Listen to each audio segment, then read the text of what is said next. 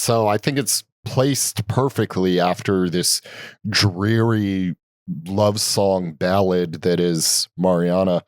Marianne, whatever. I'm thinking about pasta sauce.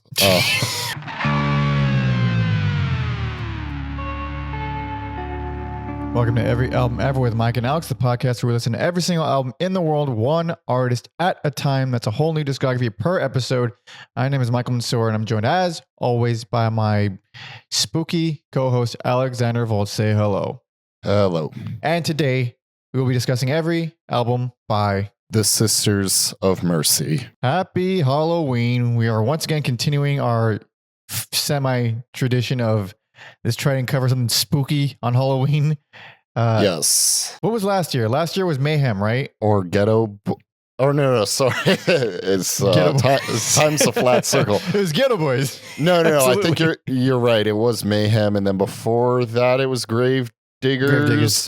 Yeah. And then before that were the three Danzig bands. So we'll check out all those for a nice spooky time. We've been doing this a long time. Holy crap. Sometimes we just do spooky bands on our own, like it's fun, like White Zombie, any of the various. Well, I was going to say various goth bands, but we are now in our 30s, late to the party, but at the party no less. Goth boys. Yes, we're at the party. I was trying to think of what can we do for Halloween. I couldn't really find a metal band that felt like it scratched the itch. I was like, wait a second, goth bands. There's still goth bands we could cover. I was so excited to see you put Sisters of Mercy because they didn't occur to me at all. And for Halloween bands, I was thinking, like, I don't want to cover the band Halloween. I really just don't want to fucking listen to them. And I couldn't think of a single other band. It was for some reason only Halloween that popped into my head. I think we had it in our heads like, oh, it'd be cool after the Danzig thing to do black metal bands. But then for some reason, a lot of black metal bands have 100 more albums than they should. Way more than you think. More than you think. Yeah. As for goth stuff, well, we most recently did 2 parts on Siouxsie and the Banshees, which is very, very fun. Alex was already a fan, but I wasn't, and now I am. We did Bauhaus a while back, which was like another shock to us. Like, holy crap, Bauhaus rules. Yeah. I don't even remember what the else we covered. Typo Negative, I guess, counts. They're a little bit later on, but did them a long time ago. I think Joy Division was our first foray into the... Yeah. I always in my mind categorize them as post-punk, but they definitely fit tons of the same aesthetics in the late 70s, early 80s of goth stuff. I'll throw the Gun Club and the Cocktail Twins in there. I throw Cocktail Twins. I would not throw Gun Club in there at all. Although there is overlap. There is overlap.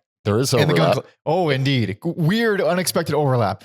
But anyway, Sisters of Mercy, have you ever heard them before this? I believe I've heard 1 or 2 songs, but never a full go on an album. That's much more than me, because the extent of my experience is my brother Robert, who you've seen most recently in our Flipper episode.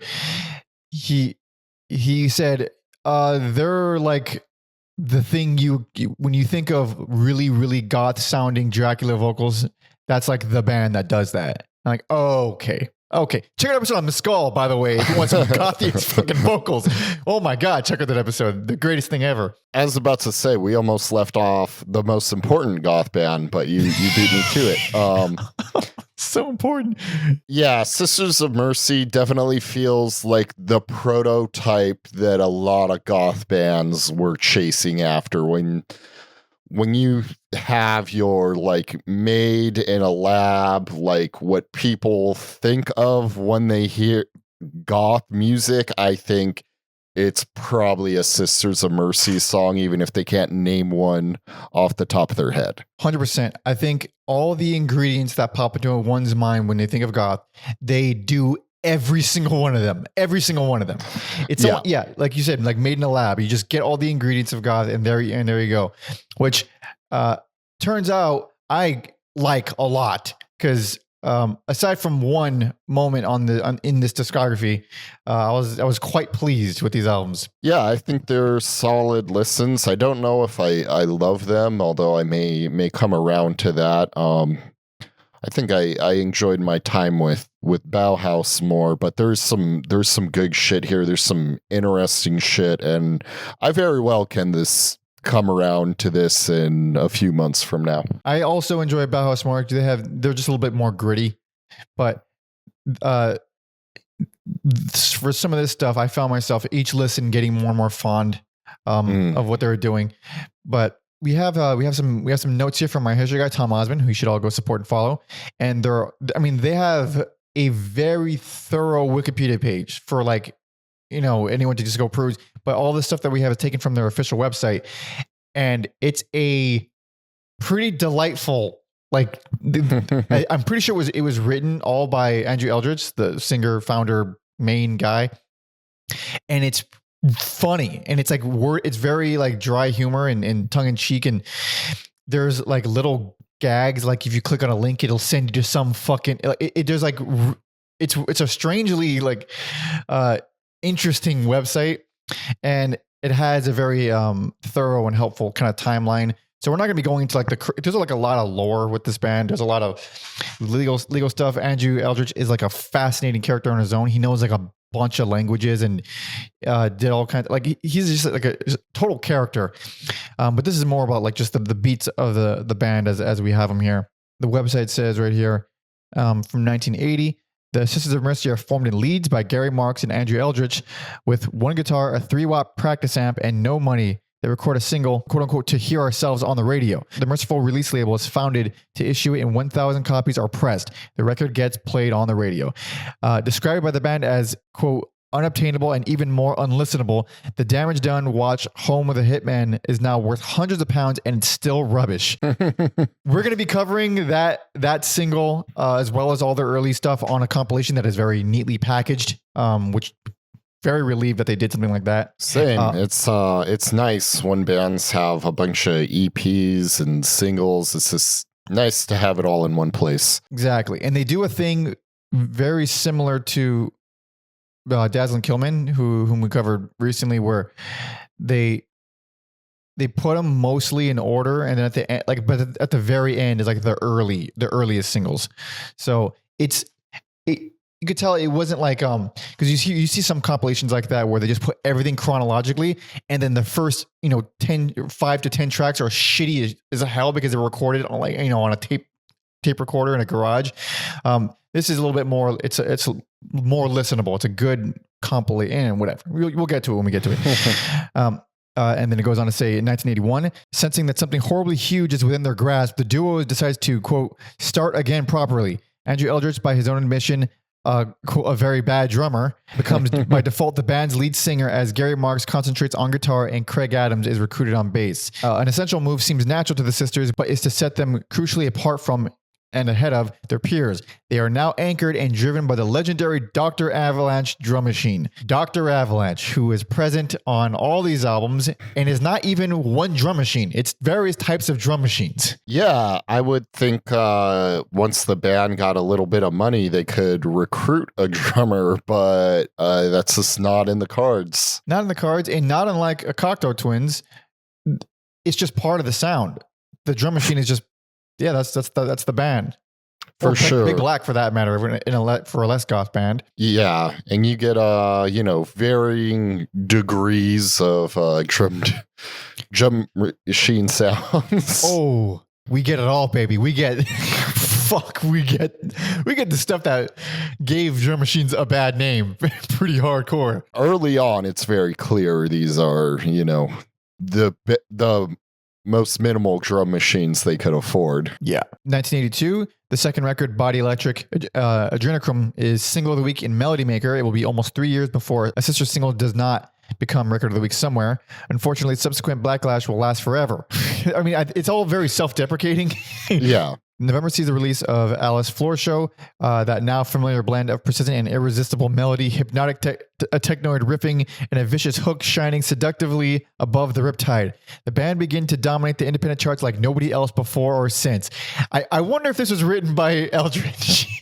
I don't know. You got to have pride in your own work, right? It's funny. It's so very self-aware and like sarcastic, but I think also for like a super serious goth band, it's nice to have some humor. I was not expecting this much humor with a band. I mean, you take a look at the second album's cover, and you're thinking this guy does not have a sense of humor. But you're so wrong. Yeah, he calls himself Andrew Eldritch. Yeah, it doesn't seem like someone who has a sense of humor. Yeah, I forget his real name. I'll find out in a second. It's a very English fucking name. I mean, Andrew William Harvey Taylor. There you when go. You have that many names, you're definitely English.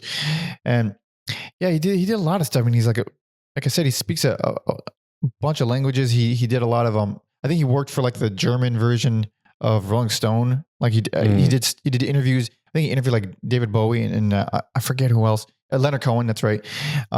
For the German Rolling Stone. It's just like interesting stuff. And then at a certain point around the tail end of Sisters of Mercy, he kind of lost the rights to he lost the rights to his name and the band as he was doing a bunch of like incognito stuff. I mean, we're not going to go too much into that because that's just more about the guy than the band, but yeah, even though he is the band, I know, but it is interesting stuff. Yeah. In 1983, they released the Alice 12-inch EP, and then later that year, I believe they released the Reptile House EP.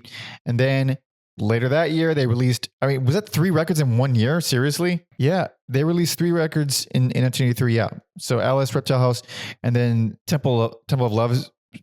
I guess you'd call it an EP. It's 3 tracks, only 3 tracks. And all of that stuff is very neatly compiled onto the Some Girls Wander by Mistake compilation from 1992. So today we're going to be covering 4 records total. The first one is that compilation from 1992, and the last album from 1990. So that leads us into Model talking about the actual EPs in more detail, if you are ready. I am ready. Hell yes. So this is Some Girls Wander by Mistake from 1992. Take me back to that Maskell album. I know. Well, this is where he got it from. Oh, absolutely. You can tell very quickly how influential this band is. And I don't know about you, but I was already kind of delighted as soon as this song started. Yeah, it obviously doesn't have the best production, but there is something charming about it. And I don't know if that's synth or guitar, that creepy... That's guitar, yeah. Yeah, I dig it. I think it's very cool. Very cool. And good bass lines. Good kind of... Good interplay there.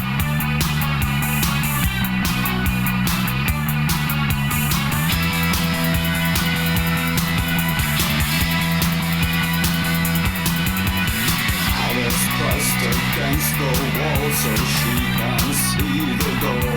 Dracula vocals, here we go. Monotone Dracula vocals. Sounds very much like, what's his name from Bauhaus?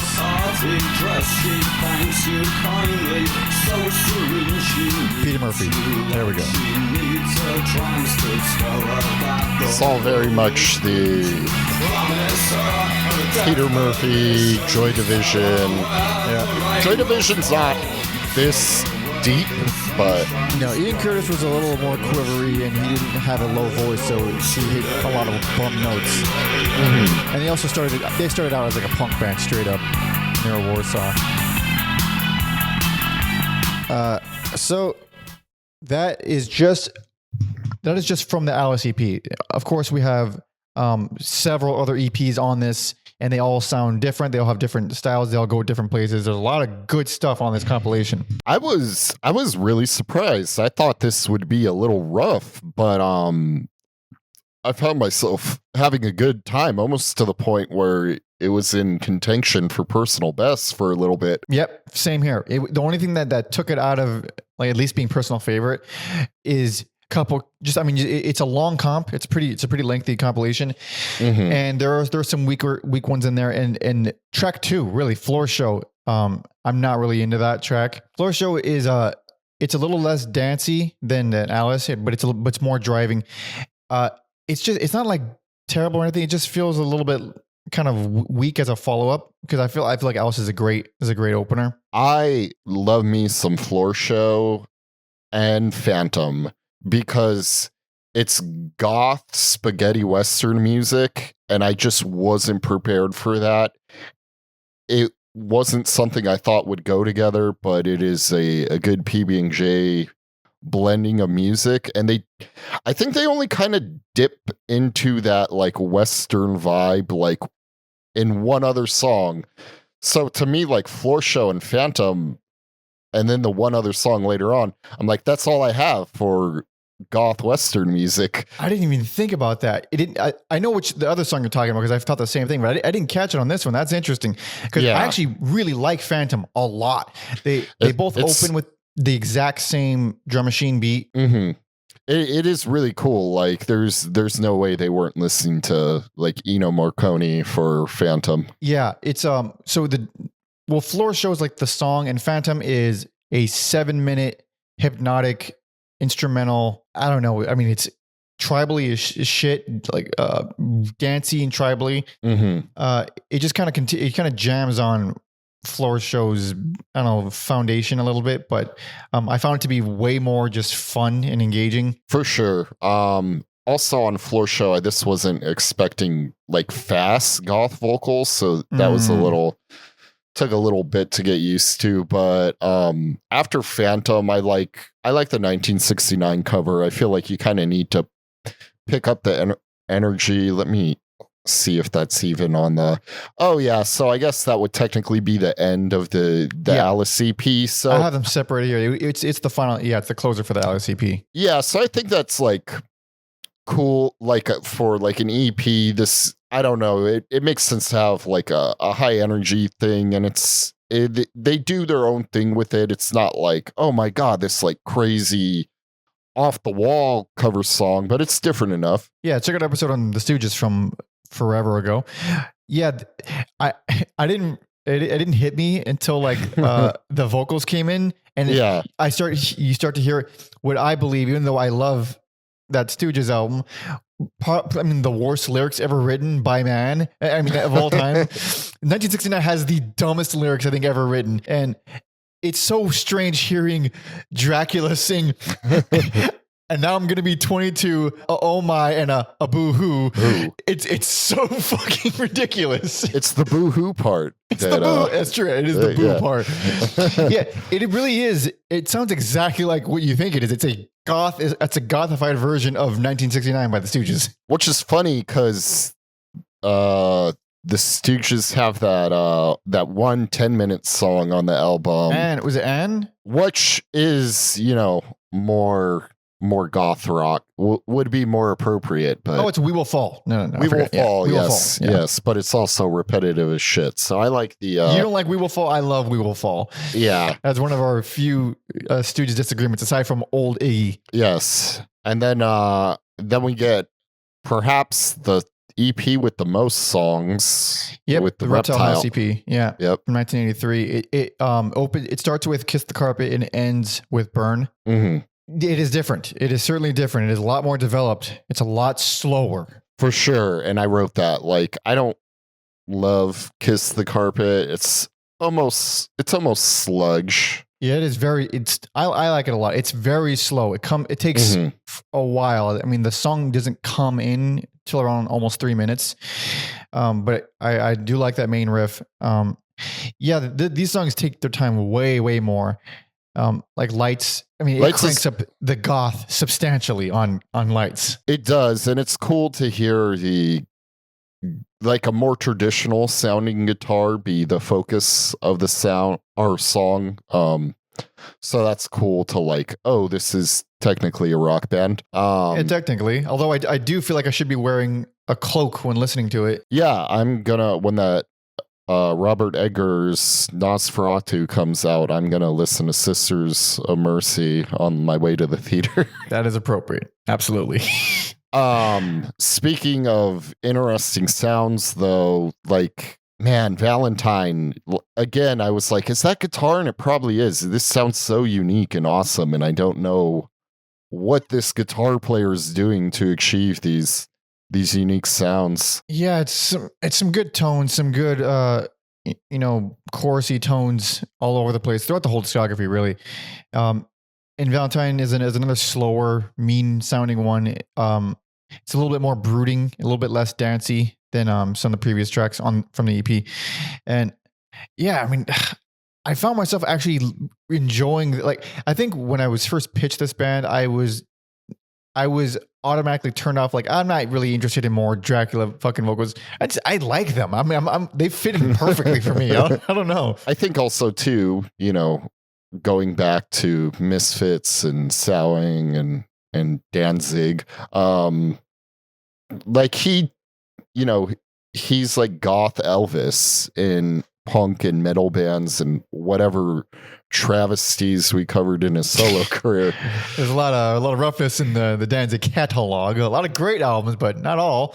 Yes. Yeah, he's a complete outlier because, for one, he had so much punkness. I mean, the Misfits were just a punk band. I mean, yeah, they talked about comic horror stuff in B movies, but those are just pop, catchy as shit pop songs.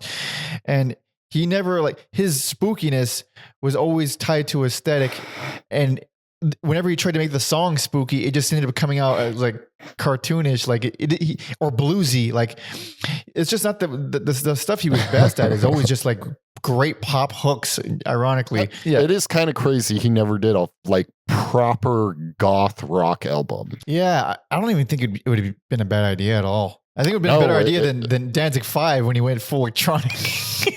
That was weird. That was weird. I have a fondness for that album, but it's not great.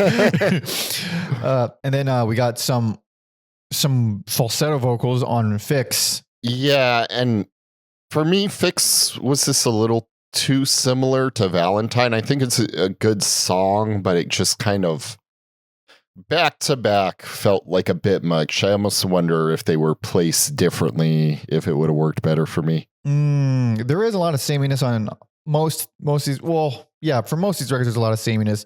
I was okay with that when it felt a little bit darker than Valentine to me, and the feel was different enough for me. I like it, but yeah, it's all kind of hitting the same beats.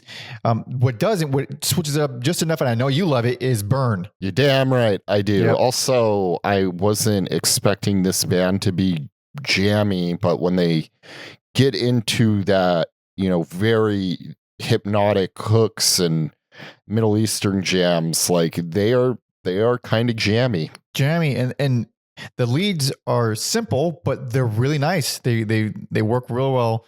And then you got on that one, we also got these crazy psychedelic vocals swirling all over, and it's faster, has more energy than basically every song on the EP.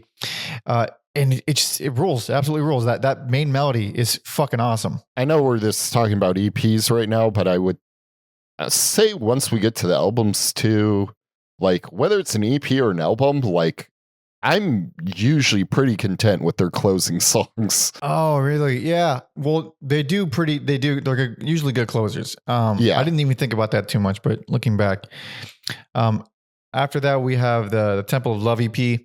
And I believe there's multiple versions. Also, if you're streaming this album, which you probably are, there are tons and tons and tons of bonus tracks on every album. I mean, like double disc.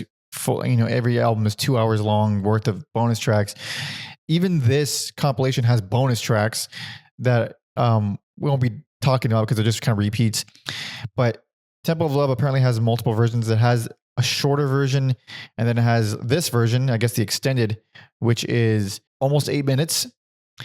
And I'm not bothered by that at all. I love that song. It's one of my favorites. Yeah, I think it's a cool change in pace for the band. Fast, up tempo. The guitars sound bright, but it's still very much a dark song. really kicks into high gear in the way other songs don't. Yeah. Yeah, and even though it's on the compilation, so it doesn't have the same effect, but as an opener, which it was on the EP, it feels great. They've done stuff later records where they open it with something very long and high energy that I don't think works nearly as well. But I could see why they went to that well because of how well it works with this one. For sure. I mean, that might even be like the most ideal opener throughout their whole career, unless you want to choose Violence later on, which I might. Okay. We were talking about the Stooges' We Will Fall. I think our Heartland is definitely very repetitive and in the same vein without sounding like We Will Fall. It definitely is a weak follow-up to Temple of Love. I don't think it's terrible, and it does keep up the energy a little bit. I think what swayed me in the end was the final third. The final third of the song, which I like a lot. As a follow-up, especially when you get this big, epic 8-minute song, it doesn't really stand on its own immediately. It takes a minute for it to kind of gain its footing. What, for me, never gains its footing is their cover of Gimme Shelter, though. That follows that. For me, it's the same category as the 1969 cover. I think it works pretty well. Although for me, the most entertaining part of the original Gimme Shelter is bringing in like a gospel soul singer woman to sing rape, murder, and now it's this a moody, edgy guy singing rape, murder, so it's not as funny. But I think in a way it's almost funnier because he's trying to do gospel vocals. But I think it works. It's the same category where it's like it's a solid enough cover song. It made me laugh too much. I mean, as soon as the vocals come in, I'm just it's because it's Gimme Shelter. Even despite the lyrics, it's like a really. It is like a soulful song. It's a soulful. It's big. It's a high energy. Like it's like fuck you. Let's kick some ass. And then hearing the most dreary, depressed man vocals on it, it's just so fun. I mean, it's hilarious. It's not fun in the way maybe it was intended for me. Martin Scorsese should use the Sisters of Mercy version of Gimme Shelter in his movies. Every one of his movies. Yeah, exactly. Instead of the Rolling Stones. Or fucking any Devo song, rather. I want to hear a fucking Sisters of Mercy Devo cover. But after that, we have the early singles. We have the very first single, The Damage Done. Watch Home of the Hitman single, and then after that, we have the Body Electric Adrenochrome with Anaconda as a closer.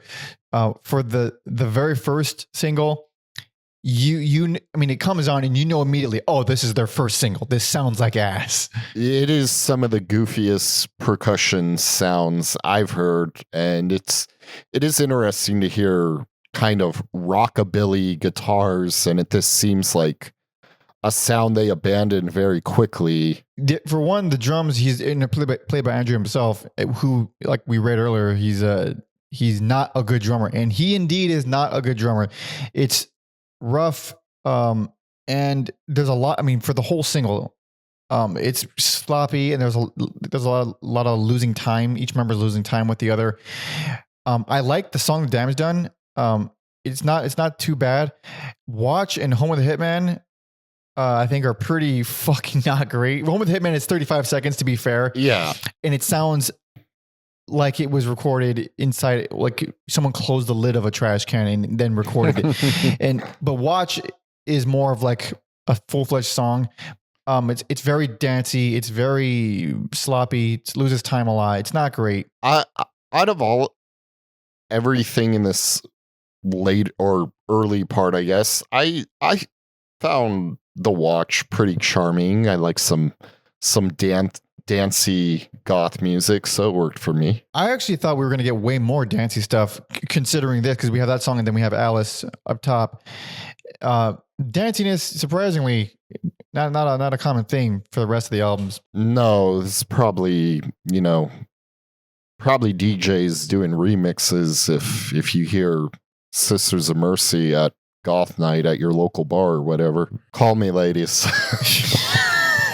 Yeah, bring your extra eyeliner for him. I'll see you all at the Deftones show in San Diego. Oh, you went to San Diego to see Deftones? Yeah, it's like a mini festival. Oh, that's right. Right. Yeah, it's in Spanish, Day of the Dead, but with I'm sorry for forgetting what. Yeah. De Deftones. There we go. Dia de los Deftones. Something like that makes sense. Yeah. After that, we got Body Electric, which I like a lot. Dig it a lot, actually. I'm not surprised because that's their most punk sounding song they have, perhaps ever. Actually, yeah, I didn't even think about that. It has a similar feel to Alice, but it has a more of a B movie campiness to it, and it's super garagey. The drum machine is a little over the top dancey, but goddamn it, it's fun. Yeah, I will say these early songs, it is very interesting how they do kind of seem to be one and done. I think they could have explored more punk avenues or more dancey avenues, and they didn't in their very short career. Yeah, they latched onto the goth stuff, and then they expanded on that a little bit in ways that you could tell ended up being very influential. But these little moments here, yeah, they're one and dones.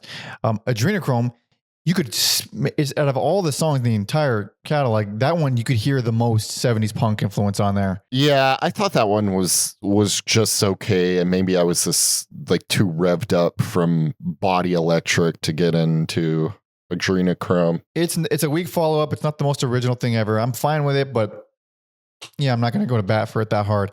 The same with Anaconda, where I'm fine with it. I don't love it or hate it. It's not the strongest closer, but it's not a bad song. I thought that had some cool riffs, all things considered. A fun goth song, if you wanna use that. We got them, man. We got them all over Susan the Banshees discography too. It's a lot of fun here. People don't appreciate that. I think people or passersby or whatever of goth don't realize how fun it is. Yeah, like you can legitimately dance to certain goth songs. Yeah, I would say this was a pleasant surprise and not a bad introduction to the whole band. I was quite taken. I was excited for the rest. Same.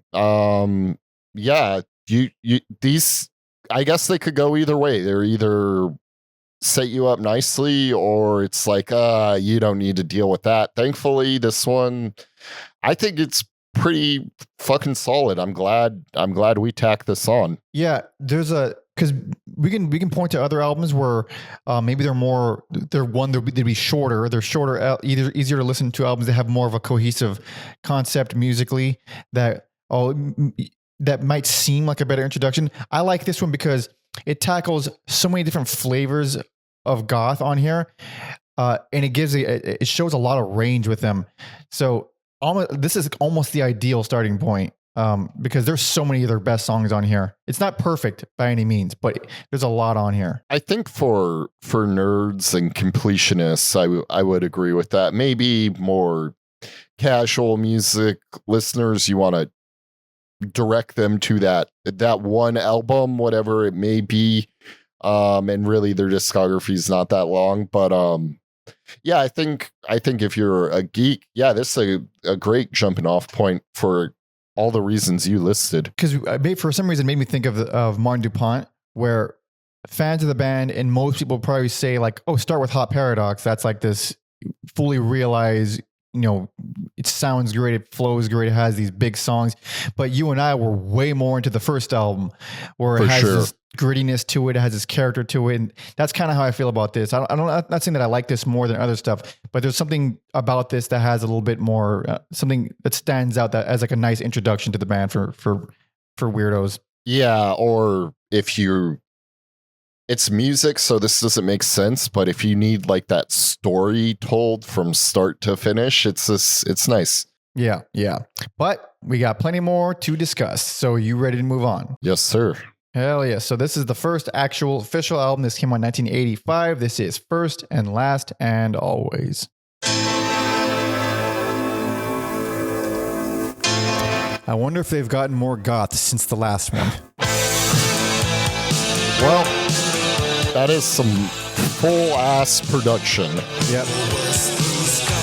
Oh, wasting no time. Comes right in there.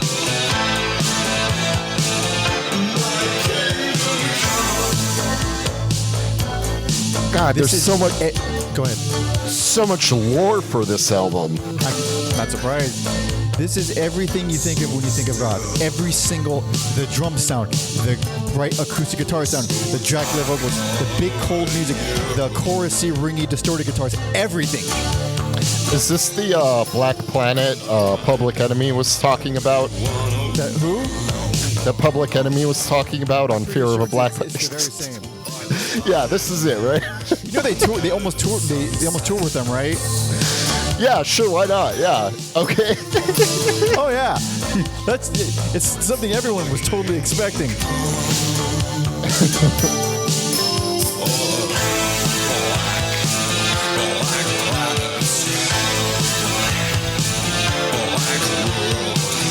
So that is goth in a nutshell. Let me tell you. Hell yeah. Fucking great song. Hell yeah, it's best personal favorite. Yeah, I don't hate that because, yeah, I don't know. I think there's two albums that can go that way. Mike went one way, zigged. I'm gonna zag, obviously. Because as we've learned from doing this podcast, is that we enjoy goth, and this is the goth album. This is the quintessential. If anybody has any confusion as to what it is, this is it. And that's all. It's a good and a bad thing, I think, in depending on how you look at it, though. And this is their darkest album. I don't even think that's debatable. Those lyrics did throw me off when he was like singing about driving on the 101 and the Pacific Coast Highway. I'm like, aren't you motherfuckers from England? And then I didn't catch that. Holy crap, that's a little west. It stuck out to me like a sore thumb. I was like, what the fuck's going on? But obviously, people travel. They're not stuck in their homelands. But it just threw me off a little bit. Some like him only travel by night, of course, but he still gets his way around. And he has to make sure to bring coffins of dirt from his homeland with him, otherwise his powers diminish. Very hard to travel with a coffin on your back. Yeah, before when boat was your only option, it was easy. Now people get suspicious. There's X-ray. Yeah, there's leave the man in tough times for vampires, dude. Leave the man in his dirt alone. So when I say this is like the most quintessential goth album ever, it, like we said before, it ticks literally every box. So it's almost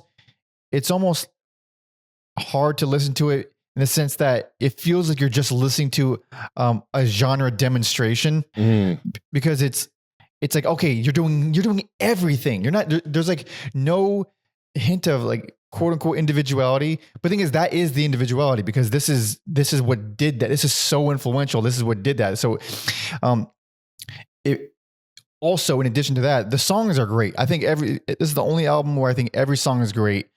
And has really good flow and pacing. And every time I hear it, I like it more and more. Every time I hear it, the big ass choruses start to stick with me more and more. If I look at the song title, if I look at the song title "Walk Away," the chorus is automatically in my head. I mean, it's so catchy. Walk away. It's fun as hell. Yeah, no. This is. The album's probably going to stay in rotation with me as well. It is I didn't do it until right now, real quick, while you were talking. Like, oh, I wonder where this is in relation to like bands we've covered, and it's so interesting that it feels like they've kind of took what Siouxsie and Joy Division were laying down, and they just like perfected it, or at least made it very like genre defining, where like I guess Bauhaus too, like all those bands their albums predate this. So very interesting how they had a lot of stuff to pull from, but they were the ones to make that like definitive sound. They were the ones to make the sound that everyone then went to, not exclusively, but seemingly primarily. Because like Bauhaus was like broken up by the time this came out. Yeah, and their later albums were you look at the first Bauhaus album, which is like, man, you hear the gothness in it, but it's like dirty and gnarly. For sure. Later on, you start to hear a little bit more of but it's still not as pristine or as like as like you can think of a lot of 90s stuff that sounds like this. Maybe not exactly like this, but it sounds like this, where it doesn't exactly sound like Bauhaus or Siouxsie. But I just love these fucking songs, man. No Time to Cry. I mean, that is an amazing intro, really strong verse section, and then the chorus gets like just big and lively. It's just wonderful progressions throughout. How dare you write almost verbatim what I wrote about that song? Great song, a great song. It's a fact. Yeah. I love how surreal the guitars sound on A Rock and a Hard Place. It's one of their more electronic sounding songs, which is interesting because they always have the drum machine, but their songs aren't like, you're not like, oh, this sounds like a Kraftwerk song, for example. Yeah, not even close. Yeah, there's just too much mood to it. There's this section at 150 of A Rock and a Hard Place where these double picked acoustic guitars come in, and that's probably what I'm talking about. It's so nicely done. It's such a nice, because by track 4 you kind of realize like, okay, the whole album is going to be like this. It's going to be moody. It's going to be gothy. It's going to have the. But the thing is, there's little elements that pop out that show themselves, that make each song kind of hold up on its own. And that was the moment for me where like, all right, this is just as good. And then the song I'm going to be singing as I do about my daily business for the next month is Marianne. And that is one of the songs I've heard going into this by my friend Jared doing it at karaoke a few times. Oh, so I was familiar. I would be scared to do that song because there's a lot of space where it's kind of just like you out there, and so pretty epic song. Great song. Man, it's probably not a song that's going to win over anybody who's not like into goth a little bit. It is very gothy. I mean, everything about it, all the acoustics, the way he sings the chorus, and he sings it a lot on that song. It sounds like his voice just isn't low enough to do what he's doing, but that it still has this little fun catchiness to it, the way his voice sounds. Yeah, I'm going to assume it's a popular song amongst their fans. So it has to be. If you heard it going in, then it has to be. I didn't hear anything going in, but I imagine the other Western sounding song you were talking about is the title track. Absolutely. It's a little more gallopy than the other two, but I'll still take it because I only got those 3 songs. It is way more gallopy than I was expecting. I mean, because at this point of the album, I was like, I was resigned to, yes, they are all going to feel the same. I'll see if I can find something to enjoy within the same. And then that comes down and it changes the feel completely. Mm-hmm. Yeah. So I think it's like placed perfectly after this dreary love song ballad that is Mariana. Marianne, whatever. I'm thinking about pasta sauce. So yeah, title track rules. Hell yeah. An easy highlight. Possession. There's something I noted on Possession where they have these, it's a very groovy song, of course, slower, but it's groovy, but it has these goth as shit plucks that sound like a harpsichord, a harp, and an acoustic guitar all blended into one. Yeah. There's moments where I really can't tell what it is. It sounds like all 3, and it's like, yeah, it's another super characteristic of the genre type of sound, but it's really nice. It is. That's one of my favorite bass lines throughout their discography, and I was surprised to hear like a piano accompany it here and there. Very interesting, all the things they're doing on that song, but it works. I found the vocals to be funnier than most. I think on this album anyway. They kind of jump between channels a lot. I found it pretty hard to take seriously. Very funny stuff, but I like the song a lot. The one moment on the album that wears me down, where the sameness kind of just it all comes to a head, is 9 Wall 9. I agree with you 100% about that. It's not bad. It's just all the sameness has finally built up to we're like, all right, that's a lot of the same. Also, I think they've given some unique things up until that point, and that is more just a standard goth song. Yeah, it feels like the most the quote unquote normal of the whole album. And then the final 2 tracks, Amphetamine Logic and Some Kind of Stranger, are so I'm excited to talk about the closer especially, but Amphetamine Logic, the most punk sounding bass ever is on that song. Definitely most punk sounding bass on the album. Yeah, and that's some much needed energy when we've been depressed as shit for most of the album. Also, as a former Cradle of Filth fan, I can definitely hear all the shit like Cradle of Filth has pulled from this band, and specifically this song, they have used the word amphetamine in their songs before, in their gothic black metal cacophony of whatever Cradle of Filth does. Right. Yeah, it has these really busy arpeggios that come in on that one. Like another yeah, it's a perfect example of like, oh yeah, every song does a little, aside from 919, they all come in and do this little thing that's just separates itself completely. And then the closer, Some Kind of Stranger, which I was losing my fucking mind when I first heard it. And you've not heard the band Killdozer, have you? This like here and there. I not like enough to comment on them. Well, I have a bit of I have to do a side by side. Okay. So Some Kind of Stranger it's a big long closer. It does a lot of stuff. It's a great song, and I have to pull this up side by side. Because when I first heard it, I thought, oh, it's this song. And then as it went on, I realized that I didn't actually recognize the song. I only recognized the melody. I thought, wait, what does this sound like? What does this sound exactly like? What is this exactly? And it was driving me fucking crazy to the point where I my last resort, I had to text Robert, my brother, because he knows everything. I was typing about to say, what song is this exactly? What song sounds like this exactly? And as I was typing, I remembered. And that is from the album Uncompromising War on Art Under the Dictatorship of the Proletariat by Killdozer. That is the song Knuckles the Dog. First I'm going to put on the original, Some Kind of Stranger from Sisters of Mercy. So here we go.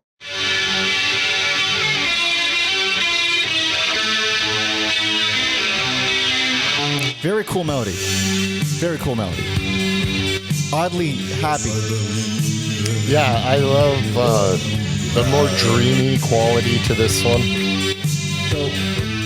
Now, I just want you and all of the listeners who haven't heard Killdozer to just remember that. Think about that. I'm going to try to hold on to that. Hold on to that. All right, you ready?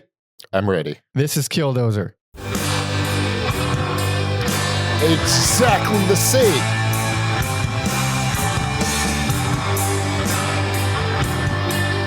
Yeah, it's exactly note for note. Note for note, exactly the same.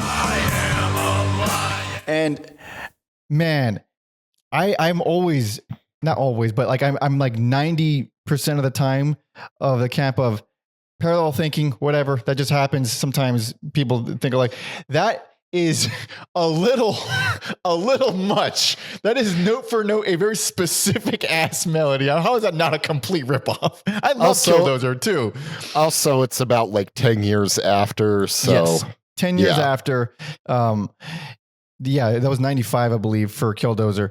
Mm-hmm. And the song is a completely different song. It's Knuckles. I forgot what the song Knuckles the Dog is about. It's like a dog who a racist helps dog or people. Something.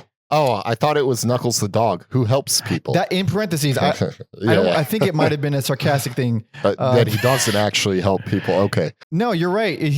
I thought it was like a sarcastic dog. It's just Knuckles the dog. It's just a good dog. It's just Knuckles the dog. He saved a handicapped boy. Knuckles the dog is just a good dog. Hell yeah. I love Killdozer. That would be a great episode. And I love that song, which is why I fucking recognized it immediately as like, wait, this is not right. This is something's up here. Back to the original, some kind of stranger. it is a fantastic closer. Once I got over my confusion and enraged nature of trying to figure out what the song was, it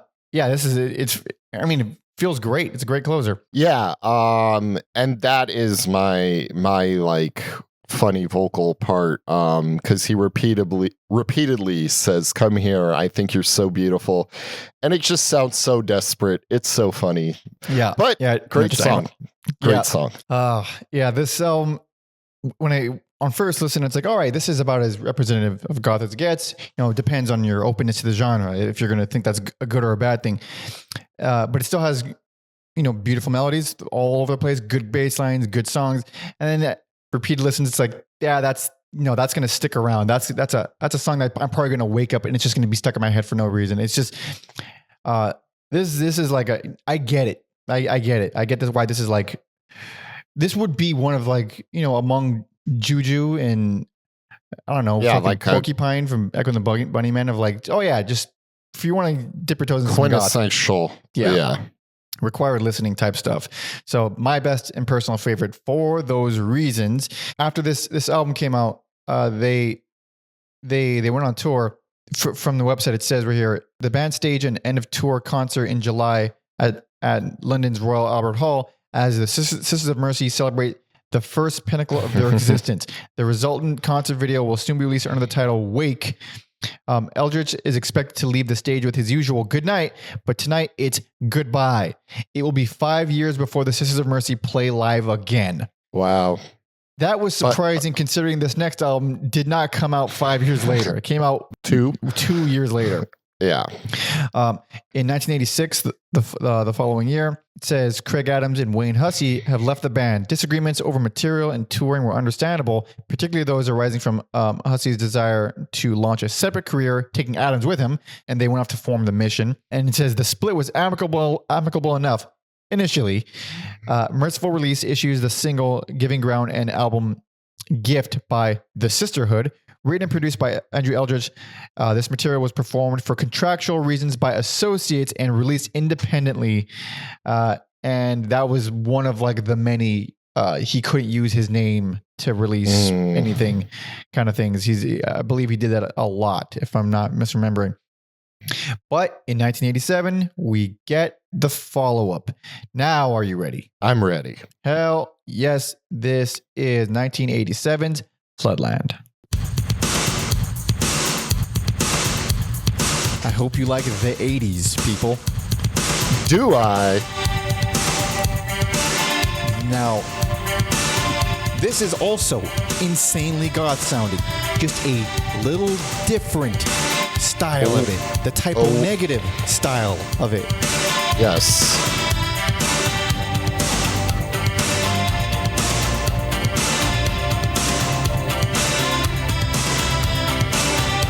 Big, like, anthemic bass line. Really simple, but kind of pretty hooky. Dracula vocals, not going anywhere. Yep, not as baritone, but yeah.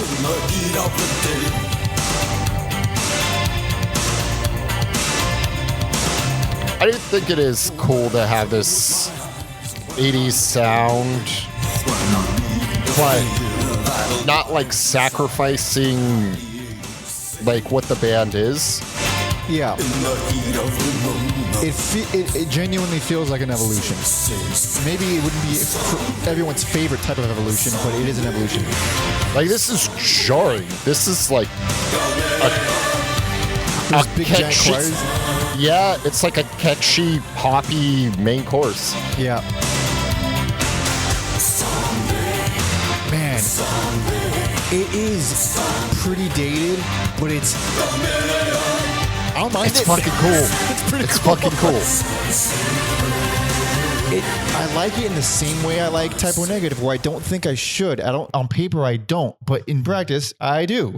And they eventually bring in a sax, because are you even a band in the 80s if you don't bring in a saxophone player? Boy, and having sexy. said that, best personal favorite. I mean, I'm surprised, but not surprised since if you didn't give it to the last one, I mean, obviously it had to be this one. So this is hearing this, I'm like, oh yeah. So this is where Typo Negative got everything about them. It got from this album. I feel like this is also in keeping in the spirit of like, I love Celtic Frost's Into the Pandemonium, which came out the same year, which is fucking crazy. Very crazy. Like, man, the year I was born, some good shit was going on. Not too bad. Yeah. So that's why I ended up giving it the best accolades, because it's just like, it's so bombastic. Like the last album is darker and it's probably more solid, but I'm like, this is so bombastic. I got to give it up. There's some stuff here that is wonderful. There's some of the best songs in here. Flood 1 is one of my absolute favorites. Synthy haunted house music with like Middle Eastern flares here and there. I love that Flood 2 sounds nothing like Flood 1. Completely different song. It's just more grounded. It's got the acoustic guitar, more of a traditional sounding goth song. Flood 1 is a little bit more intricate. It, like you said, the haunted house synths are prominent and they are pretty cartoony, but they are fun as hell. But I love the way the drum machine sounds on that one more than maybe the entire discography. There's these tom hits. They feel like so impactful. They're such giant, heavy tom hits on that song. It feels wonderful. Great beat that they programmed for that one. And then Flood 2 is the song where I was like, it replaced the acoustic guitar with electric distorted, and it's Typo Negative. Everything about it. Yeah, it's just cool how different they are from one another. I'm assuming there's maybe some lyrical overlap, but yeah, like if I just listened to them, I would never guess one was a sequel to the other. Lucretia, My Reflection, really good bass lines, and the drums for that one, it's like a simple 1-2 beat. It's what you think of when you think of really simple, giant, bombastic 80s drum 80s 1-2 beats, to the point where like at the beginning it's like, all right, that's driving, that's catchy, it's a little cheesy. As it goes on, it's like, all right, this is getting really 80s for me. This is getting unbearably 80s. I liked it because it reminds me of the Pixies until it gets like big and 80s. That part doesn't sound like the Pixies, but like the bass line, the quiet parts, I'm like, this could be a Pixies song. I get like maybe like the way Goujo is, where it's just simple boom, pa, boom, pa.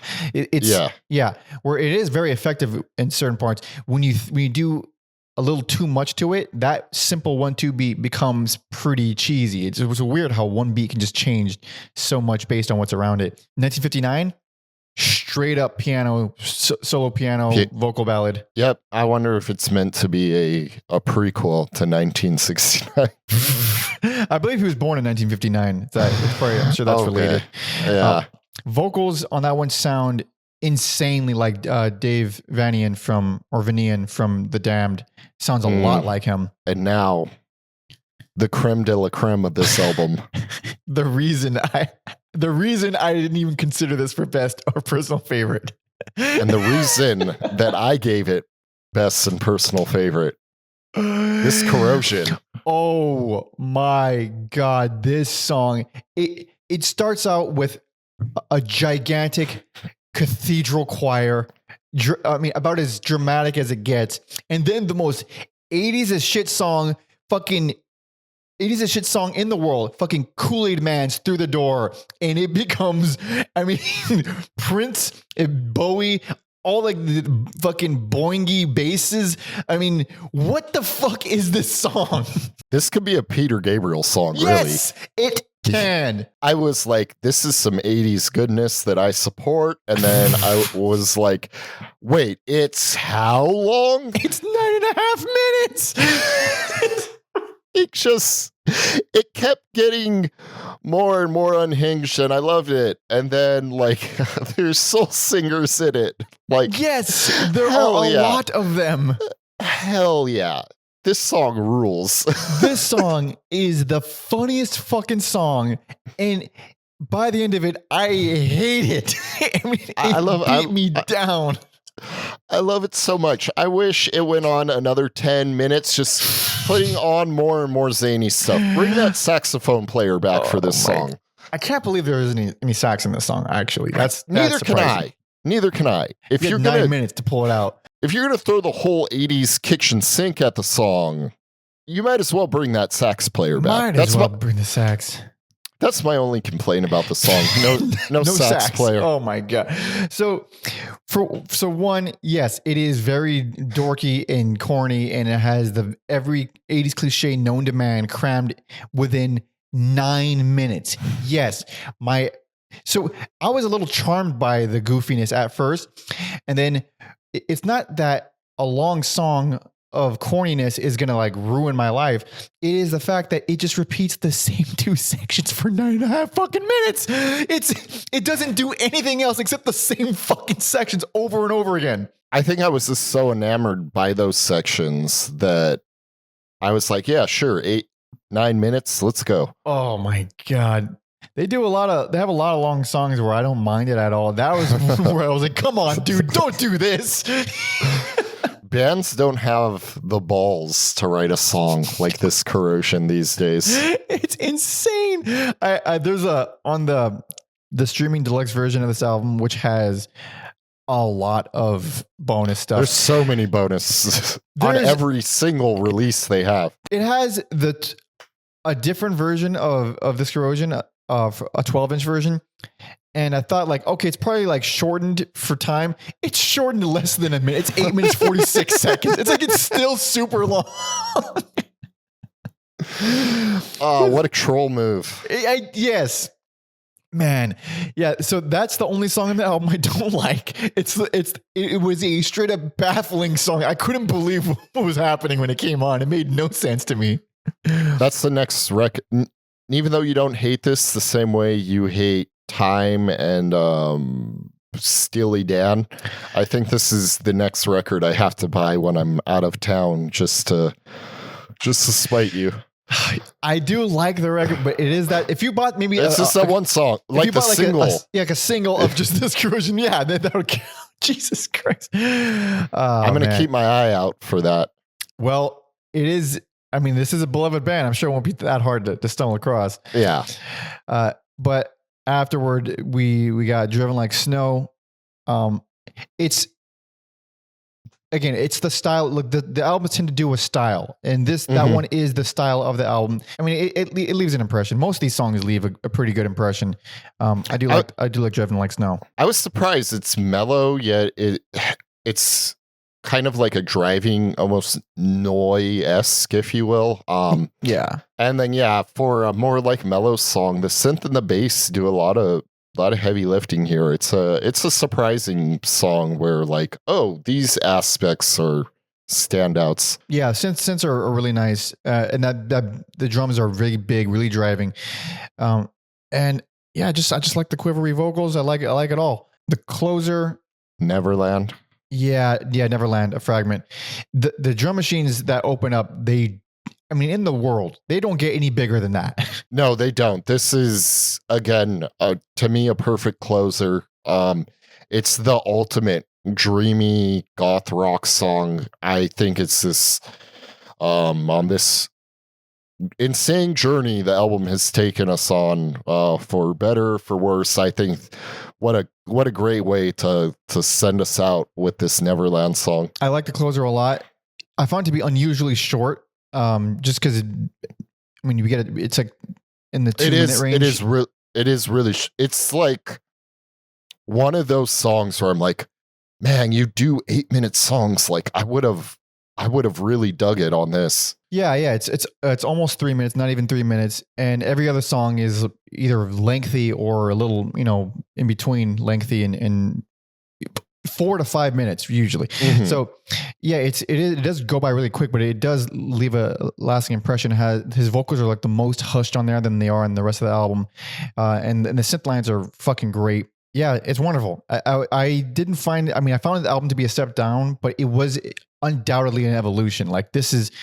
And then you see how much of this album inspired other bands in the 90s. It's like, oh yeah, this is, they really kept doing shit. It is also cool. Like in their heyday, they did two albums that are different from each other and influential in different ways. It's funny how they can have two completely different albums, and both albums can be pointed to as the exact template for what a genre is. Absolutely. It's crazy. It's so crazy. Like, this is the 90s style of goth, and First and Last and Always is like the 80s style of goth. It's crazy. They just did both perfectly. This bonkers. Yeah.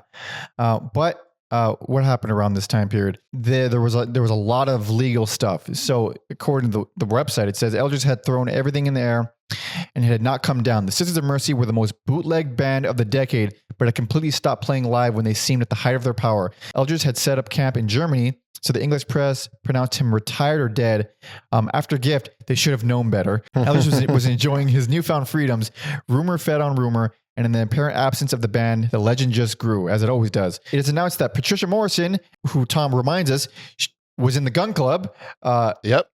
and then eventually married Dave Vanian from The Damned, which I didn't realize at all. Dang, she is the goth rock woman who's not Siouxsie. She is whenever you think, if you're not thinking of Siouxsie Sue, you're thinking of her.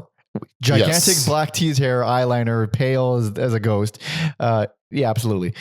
And I'm pretty sure Jeffrey Lee Pierce was in love with her, because he was in love with every woman that he was in love with looked like that. He's from El Monte. It's in his nature. Yes, and he looked like a guy I knew in high school named Omar. He looked like everybody I knew in high school named Omar. It says it is announced that Patricia Morrison has been recruited and that the band has no plans to enlarge further. You're gonna like this. This presages a phase of video-based promotion. Video is a gratuitous and expensive medium which the band has traditionally scorned. Nevertheless, on TV screens all over the planet, the torrential rain of this corrosion sets the pace for a series of spectacular videos.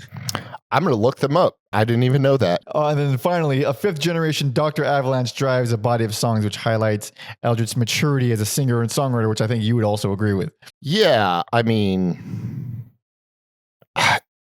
I think mature is like a weird word, though. Usually I use that one, like, I think of a very like young, youthful band like Paramore, and then they came out with that awesome album last year. Like, Yeah. I try to save it more sparingly. For when a band is more obviously immature and then becomes, Yes. they didn't seem very immature even from the earliest records. But Tom, he put this here for us, and it is funny.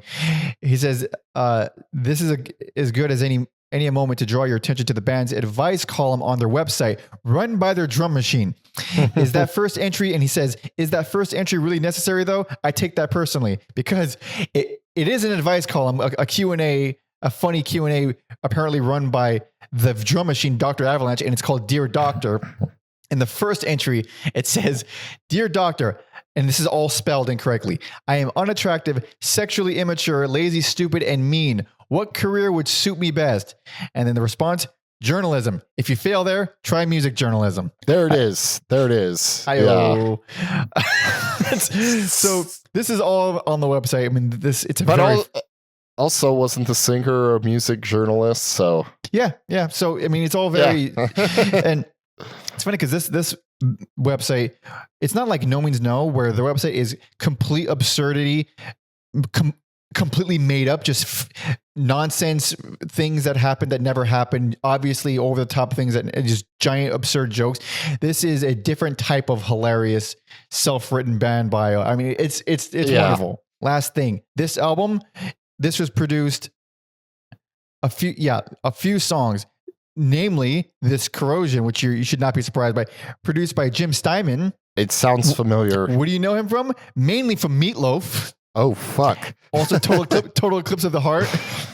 Oh, that song makes a lot of sense now. Oh, yeah.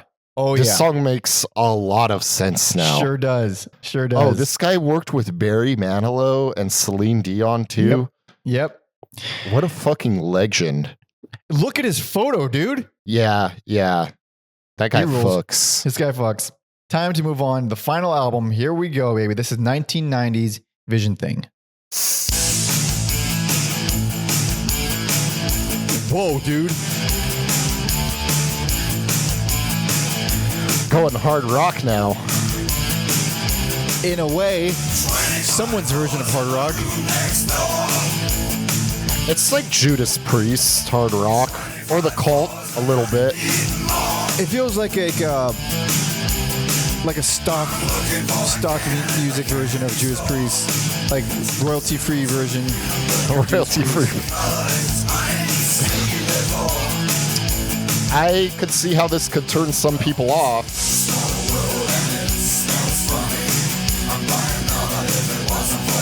Somehow, even more 80s sounding now that they're out of the 80s.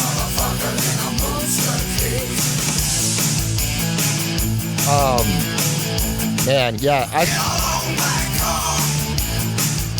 I was kind of hoping the whole album would be just like hard rock goth stuff, but This album fucking sucks, dude. There's still things I like on it though, but it is Yes, I agree. It is worst least favorite. 100% worst least favorite. There are 3 songs, or maybe 2.5 songs that I actually like. One that I actually like. The rest are at best average and at worst horrific. So yeah, I mean like Ribbons fucking rules. Ribbons rules. Ribbons is the best song on the album by far. Yeah. That's like what the blueprint for the whole album should have been. 100%. Everything, it's definitely cheesy. It's definitely corny. It's definitely overproduced with the big giant drums. The whole album has that, but it has great acoustic layers. It has a gothness to it that isn't like the previous album or the album before that. Mm-hmm. It's heavy. There's screaming occasionally. We get screams from Andrew, which we've never gotten, and he sounds good. He's really screaming. Yeah. This is a fucking. I was like, you know what? It's some people would say it's a rocky start, but to me, we're off to a good start. I hate the title track. I'm not good on the opener at all. I was very worried as soon as it came on. And then when Ribbons came on, I thought, okay, well, maybe it's not going to be that bad. And then go on. The worst song. I think it's the worst song ever. Detonation Boulevard. It's bad. What the fuck? It's bad. This is like jumping the shark. This is a full jumping the shark moment. I thought like they'd be able to do like a cool bluesy goth thing, maybe like the way that the Chameleons do. But man, this just sucks. It just sucks. It does all the things wrong. It has slide guitar, so it's trying to do a bluesy thing, like you said. But the way it does sounds like so. It sounds free. It sounds like someone is trying to just throw it in the background of a shitty commercial. Then you get the female backup vocals, the corny as shit female backup. It's everything about it is just like, oh fucking A, man. How did this even happen? I don't even understand how it happened. It's all hilariously bad. All of a sudden, I bet you were wishing it was this corrosion. In a way, yes, that had at least some charm to it, even though I did hate it. But something fast, I was like, okay, well, they're doing a thing. They're obviously doing super dorky, cheesy, hard rock, and then they're doing a little bit more of a gothy thing, and then they're alternating between the two. Mm-hmm. So something fast, back to the more gothy thing. It's not one of their best, but it's fine. It's like it's kind of just barely goth. It's more on like the alt rock ballad kind of side. It felt more like David Bowie worship to me, which I'll take Bowie any day. So it ends up being fun. Yeah, I like the main acoustic guitar riff. I think is actually quite strong. And then alternating, we go back to garbage with When You Don't See Me. I don't think it's garbage, but I don't love it. I think it just hurts because it's an attempt to be this big epic song. And when you're trying to be epic and you fail, it like really stands out. It feels melodramatic and yeah, kind of embarrassing. If we're going to talk about some grade A American government cheese, that is Dr. Jeep, my friend. Hell yeah. Jesus Christ. That song I didn't like at first. It won you over? This grew on me. I'm like, Holy whatever, shit. okay. I don't love it. I'm not going to defend it, but I don't mind it for some reason. Man, It's called Dr. Jeep. It is called. Yeah, it really. It's hard to relay a different message when your song is called Dr. Jeep. It has these like ice castle synths. I don't know what else to call them. That's what I think of. And then it's back to the super bombastic 1-2 beat 80s shit sounding, and it just does that forever. And man, you call Detonation Boulevard their worst song. I think More is their worst song. And in addition to it having the Casioist of keyboards all over the place, Hell yeah, it has the big impassioned female gospel singers in the cringiest performance or the cringiest texture I think they've ever included on a song are those vocals. And then to just make it this a nice little cherry on top, let's make it over 8 minutes long. Yep. Yeah, this one fails spectacularly. I ended up like in the Robert camp where I'm like, this funny to me. It is funny. It is I funny. agree. It's also 8 fucking minutes. I agree it's bad. But yeah, the like MIDI Casio keyboard stuff trying to replicate a symphony or an opera is just so cringy. And then you think it's just going to be in that camp, but then the generic hard rock guitar riffs. It does everything that's bad about this album, and it does it for a long time. And then it's just, and then they have the audacity, like you said, to bring in the soul gospel singers. It's insane. This is one audacious fucking album, man. I gotta say, It's so funny. It's so funny. it absolutely. The closer is "I Was Wrong," which I find like it's decent compared to what we just sat through. Also, it's kind of jarring after what we just, because this is more in like a whimsical sounding camp. A little bit. It's kind of like acoustic alt rock. That's what it feels like. It doesn't feel very gothy, but it doesn't feel like the motorcycle cheesy dad hard rock thing that they've been doing for the rest of the record. But by comparison, it's decent. It's fine. I'll take it as a closer. There's also a bonus track. I mean, there's lots of bonus tracks on streaming, but there's one bonus track that's like, it might have been released later on. I forget. Yeah. It seemed to be the one. Yeah, I didn't realize that was bonus track. It's fucking bad. Oh, it's bad. All right. Oh, baby, it's bad. So bad. Yeah, you can't be the one. Dude, it's rough. It's rough. Yeah, before I knew it was a bonus track, I was like, they saved one of the worst for the last. So yeah, it's a hard rock trash track for sure. But man, I don't understand so the background for this, at least according to the website, says guitarist Andreas Brun joins the band. He and Andrew Eldritch write songs for the next album, which is this one. Tony James replaces the recently departed Patricia Morrison. Guitarist Tim Bricciano completes the lineup as the third LP, Vision Thing, is being finished. Compared to its predecessor, Vision Thing is a stripped down affair. Half of the finished mixes for the album are shelved in favor of rough mixes from earlier stages of the recording session, monitor mixes, which retain the immediate feel of the songs. I don't know how he feels about this album later, because the nosedive from the last two albums, it's crazy. yeah, I don't know. It kind of makes sense to me. It's just, I mean, there's definitely a lot of avenues they could have gone down. I don't know why they went down these ones. It's really disappointing when you have two phenomenal albums and really strong EPs to make this. To me, it feels like it should have been a metal goth album, and they just completely lost their fucking way. If you think about it, though, if you look at the jump from First and Last and Always to was it Floodland? It is a pretty substantial jump when you see it moving toward this big, bombastic, simple, heavy drums kind of thing. This is a much bigger jump, of course, but it's still a very like similar jump in the direction of more simple, more in this kind of rock vicinity.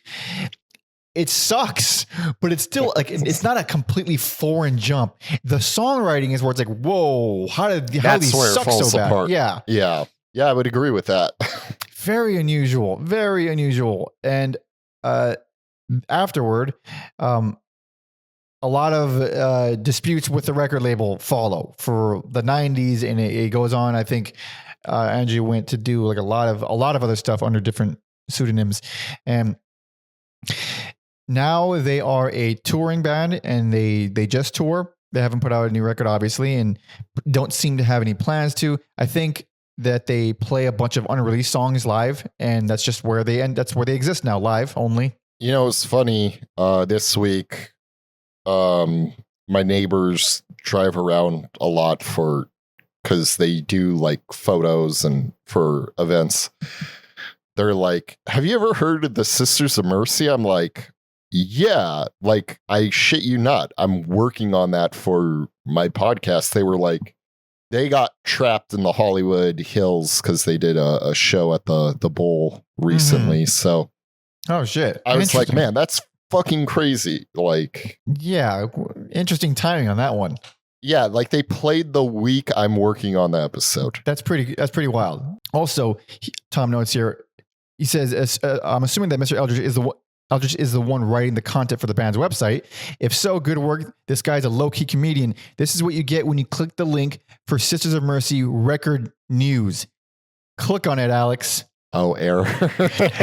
Keep reading. It looks like it's an error 404 page, but it's not. It's like some poetry. It's a snippet of what would be an interactive text-based adventure game. At first, I was like, is this like a call out to They Live? Because there's stuff about sunglasses and yeah. So it is an ad. At the bottom, it has links for more interactive text-based adventure games.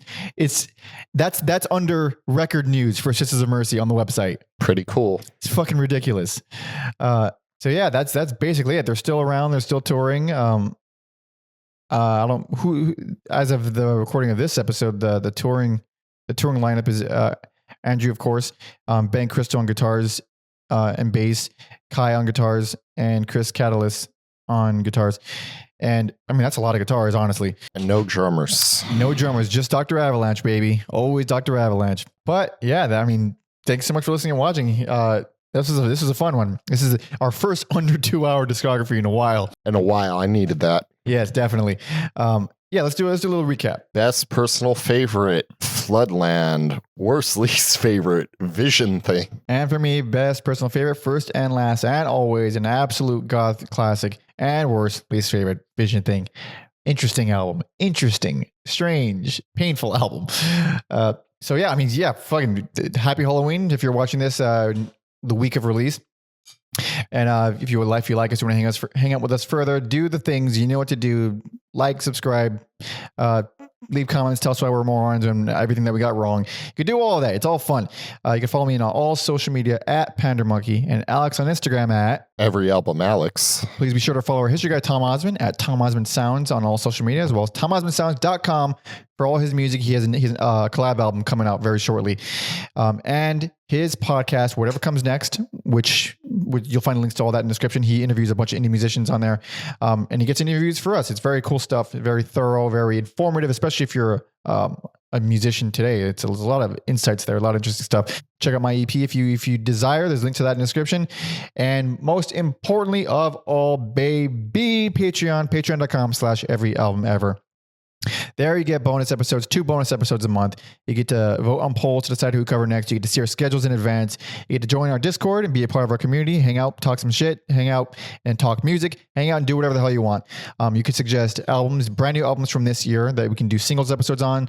And if you're tier 2, if you're bigger than Jesus, then you can suggest a full discography for us to cover on our bigger, longer numbered episodes.